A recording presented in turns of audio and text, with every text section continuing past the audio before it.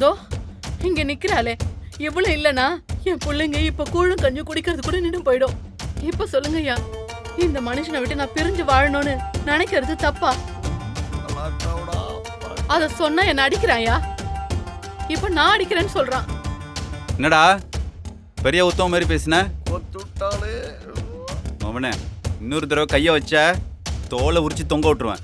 ஐயா அவ பொய் சொல்றாயா, பொய் சொல்றா.